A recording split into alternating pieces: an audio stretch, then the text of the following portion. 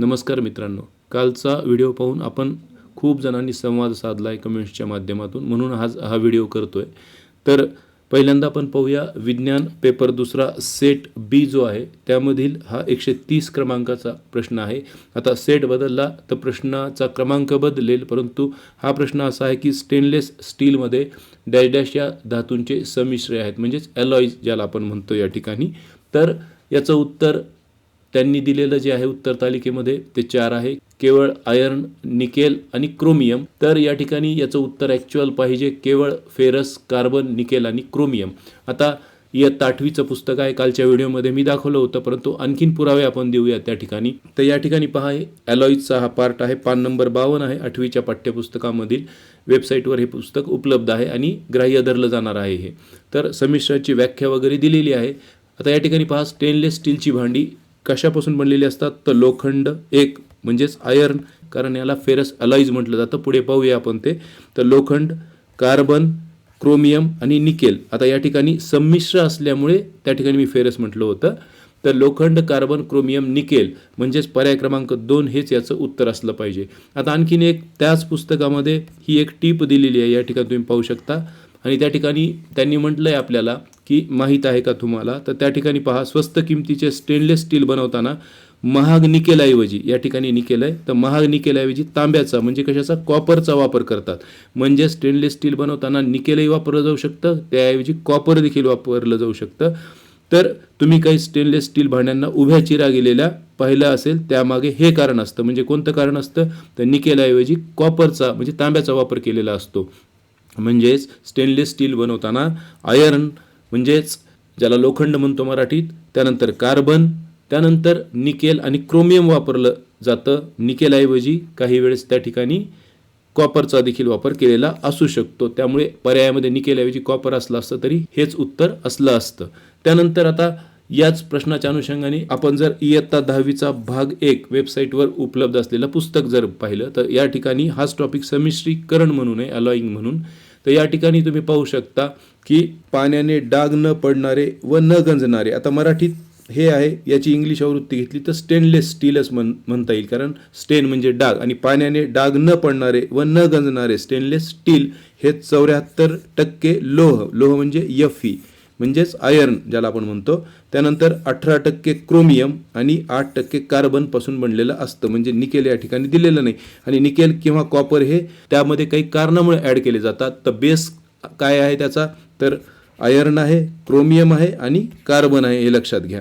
आणि दुसरीकडे कुठेच फेरस, कार्बन आणि क्रोमियम नाही आहे। म्हणजेच स्टेनलेस स्टील हेच लोह, क्रोमियम आणि कार्बन पासून बनलं जातं। तर फेरस, क्रोमियम आणि कार्बन याच पर्यायामध्ये आहे। या ठिकाणी फेरस, कार्बन आणि निकेल आहे, पण क्रोमियम नाही आहे। तर क्रोमियमचा वापर का केला जातो हे आपण मागच्या उत्तर तालिकेमध्ये पाहिलेलं आहे। तर हे एक प्रूफ आहे, तुम्ही पाठवू शकता। इयत्ता 10वी भाग 1 पान क्रमांक आहे 108। त्यानंतर पुढचं महत्त्वाचं प्रूफ पहा, या ठिकाणी तुम्ही इयत्ता 12वीचं पुस्तक आहे, हे पाठ्यपुस्तकच आहे।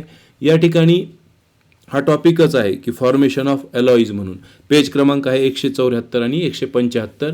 या ठिकाणी तुम्ही पाहू शकता की त्यांनी दिले की alloys are classified into ferrous and non ferrous, आणि म्हणून आपण त्या ठिकाणी अलॉयजच्या संदर्भात हा प्रश्न असल्यामुळे या ठिकाणी जे Fe होतं त्याला फेरस म्हणालो तुम्ही।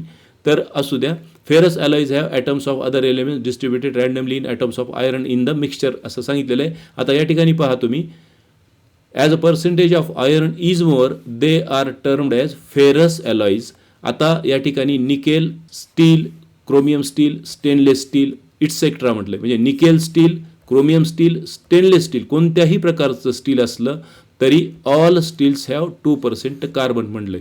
म्हणजे या ठिकाणी कार्बन अनिवार्य आहे स्टेनलेस स्टीलच्या फॉर्मेशनमध्ये, आणि इयत्ता 12वीचं पुस्तक आहे, त्यामुळे शंका करण्याचं काही कारण नाही। तर आता यावरून तुमच्या लक्षात आलं असेल की या प्रश्नाचं उत्तर चुकलेलं आहे। या प्रश्नाचं उत्तर पर्याय क्रमांक 2 पाहिजे। सेट क्रमांक बी मधील हा प्रश्न 130वा आहे।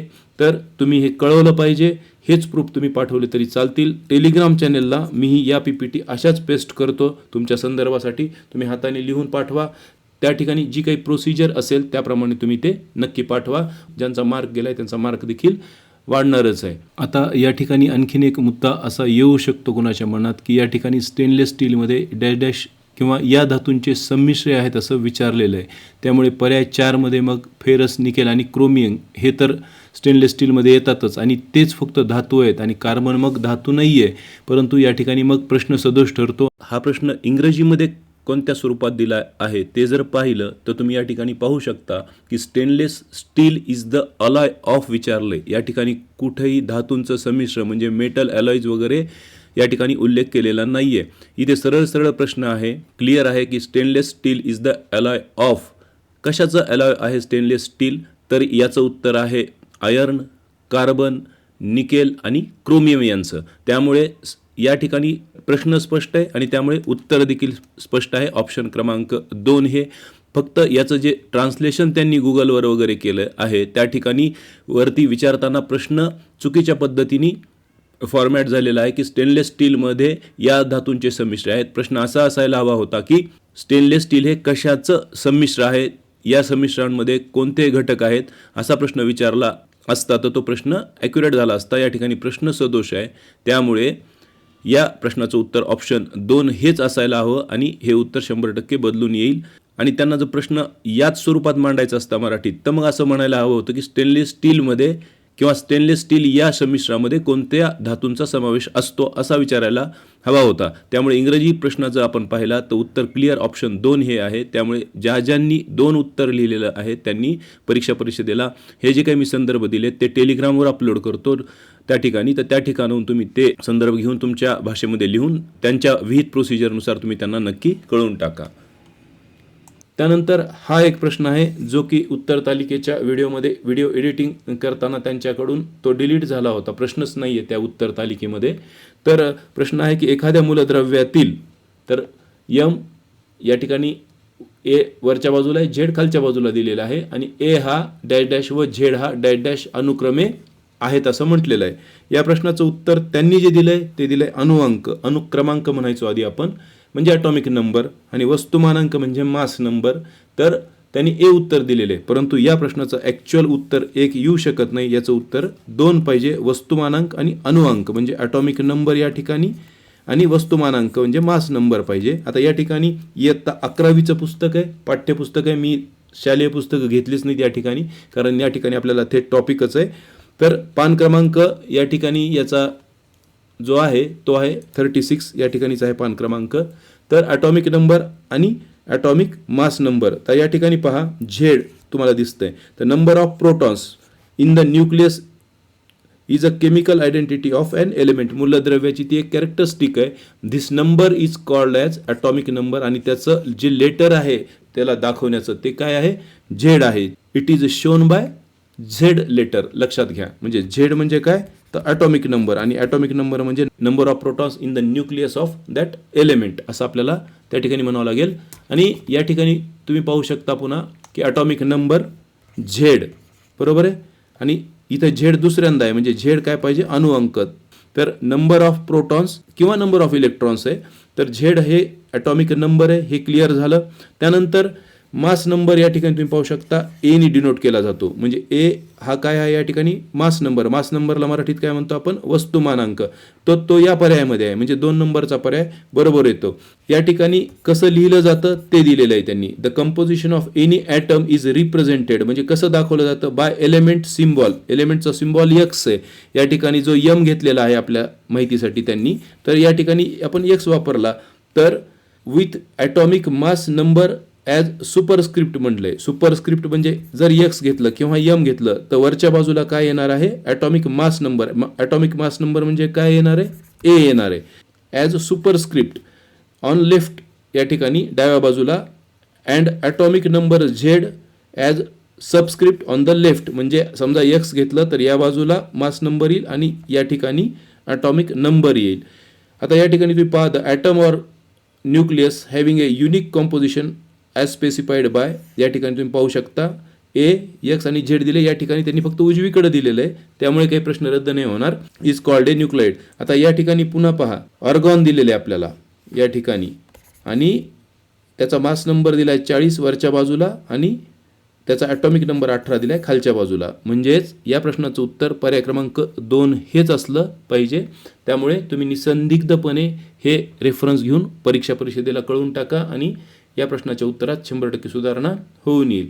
त्यानंतर आता एक मुद्दा आहे पुढचा, की सामाजिक शास्त्राचा जो सेट सी आहे, तर या ठिकाणी जर तुम्ही पाहिलं बालमानसशास्त्राच्या बाबतीमध्ये मी जे काही टीचर आहे त्यांची चर्चा केली, तर त्यांच्या मतानुसार काय आहे ते आता या ठिकाणी पाहू.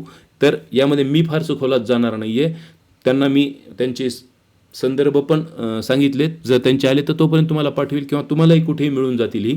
तर 62 क्रमांकाचं उत्तर साधक अभिसंधान असावं. त्यांनी ज्ञानात्मक अध्ययन दिले या चौकटीमध्ये त्यांची उत्तर आहेत. त्यानंतर या प्रश्नाचं उत्तर मात्र गॅलेक्स्टोमियाज बरोबर आहे, मंगोलिझम नाही आहे. त्यानंतर या 67व्या प्रश्नाचं जे उत्तर आहे ते संबोध साध्यता प्रतिमान हेच असणार आहे. त्यामुळे हे तुम्ही कळवलं तर उत्तर बदलून येतील. याचे रेफरन्सेस त्यांनी जर मला पाठवले तर मी टेलिग्राम चॅनलवर तुम्हाला देऊन टाकील. त्यानंतर या प्रश्नाचं उत्तर त्यांच्या मते सानिध्याचा नियम हेच बरोबर आहे. मते म्हणण्यापेक्षा हेच उत्तर आहे, कारण ते त्यामधले तज्ज्ञ आहेत.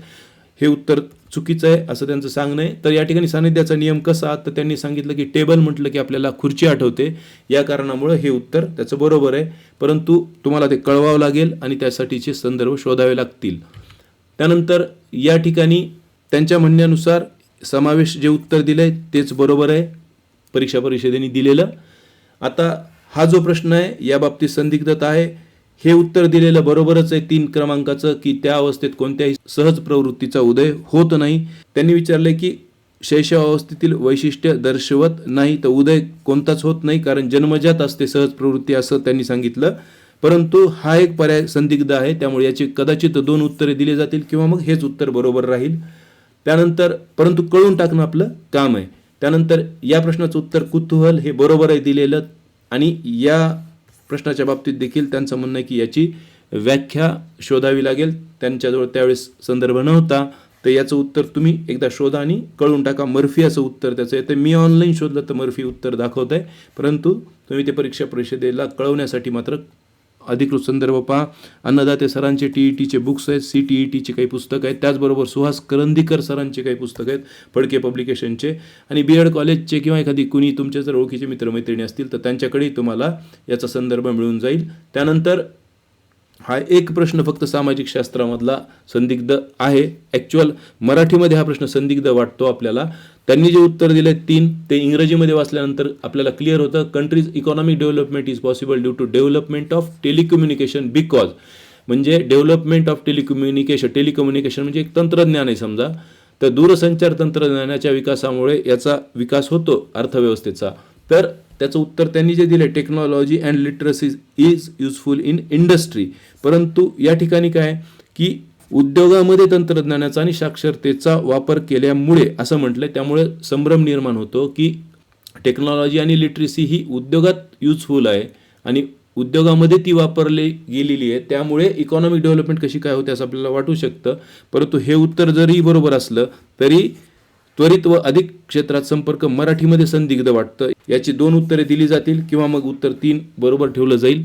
तर तुम्ही तसं कळवून तर टाका ज्यांनी कुणी एक उत्तर लिहिलेलं आहे त्यांनी. तर अशा प्रकारे आपण काही संदिग्ध प्रश्न या ठिकाणी पाहिले. आता एक महत्त्वाची गोष्ट सांगायची की तुम्ही इतक्या मोठ्या कमेंट केल्या, त्यामुळे मला हा व्हिडिओ करावाच वाटला आणि म्हणून मी तो केला. त्यानंतर काही जणी काही डमी नाव घेऊन कमेंट करणाऱ्या काही लोकांना हे सांगणं आहे की तुम्ही तुमचा वेळ या चॅनलवर वाया घालू नका. हे सिरियसली अभ्यास करणाऱ्यांचं चॅनल आहे. या ठिकाणी तुमच्यासोबत टाईमपास करायला मलाही वेळ नाही आणि इतर जे कुणी आता हे मुलं पाहतात त्यांना पण वेळ नाही आहे. त्यामुळे तुम्ही ज्या ठिकाणी तुमचं मनोरंजन होतं त्या ठिकाणी तुम्ही नक्की जा. या चॅनलला सबस्क्राईब देखील तुम्ही करू नका. तर मित्रांनो, जे कुणी सिरियस आहेत मित्र माझे भगिनी आहेत त्यांनी नक्की कळवा. आणि तुमच्या एक मार्कामुळे जर नुकसान होत असेल तर तुम्ही का कळवू नये, तुम्ही स्वतः कळवा, इतर लोकही कळवत राहतील. आणि जितकं अधिक आपण त्यांना सांगू की अशा प्रकारे संदर्भ आहे, तुम्ही एकदा पडताळणी करा, चेक करा. दुसरी एक गोष्ट आहे की परीक्षा परिषदेकडे तज्ज्ञ वर्ग आहे, एवढे मोठे शिक्षक आहेत, PhD झालेले शिक्षक पण असतील त्या ठिकाणी. तर या लोकांकडून त्यांच्या हातात संदर्भ असताना आणि त्यातून प्रश्न काढल्यानंतर पर्याय पण त्या ठिकाणी दिल्यानंतर सुद्धा उत्तर तालिका 2-2 जर द्याव्या लागत असतील तर आपल्याकडून चुका होणं ही काही फार मोठी गोष्ट नाही आहे. कारण एक उत्तर तालिका देणं त्यांना खरं तर शक्य व्हायला पाहिजे, कारण त्यांच्याकडे सगळा सोर्स आहे आणि सोर्स हातात घेऊन त्यांना प्रश्नपत्रिका काढायची, काही मनाने काढायची नाही. तरी पण चुका होत असतात माणसाच्या, तर त्यामुळे ते देखील आपल्याला संधी देतात, त्यांच्या उत्तरतालिकेत ते सुधारणा करतात. त्यामुळे या चॅनलवरती माझं असं मत आहे की जे सिरियस आहेत फक्त त्यांनी राहावं, बाकीच्यांनी त्यांना ज्या ठिकाणी आवडेल त्या ठिकाणी जायला हरकत नाही. मित्रांनो, पुन्हा एकदा तुमच्या प्रतिसादाबद्दल खूप खूप धन्यवाद आणि नक्की तुम्हाला याच परीक्षेत यश मिळावे. तुमच्या यशासाठी तुम्हाला खूप खूप शुभेच्छा. धन्यवाद.